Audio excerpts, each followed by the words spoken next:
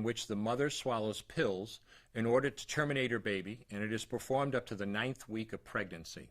The procedure involves 2 steps. Step 1. At the abortion clinic or doctor's office, the woman takes pills which contain mifepristone, also called RU46. RU46 blocks the action of a hormone called progesterone.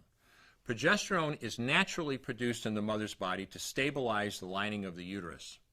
When RU46 blocks progesterone, the lining of the mother's uterus breaks down, cutting off blood and nourishment to the baby, who then dies inside the mother's womb.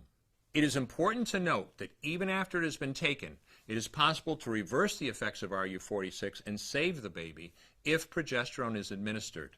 The sooner, the better. Step 2.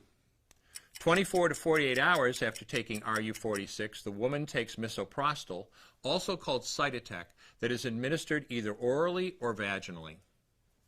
RU46 and misoprostol together cause severe cramping, contractions, and often heavy bleeding to force the dead baby out of the woman's uterus.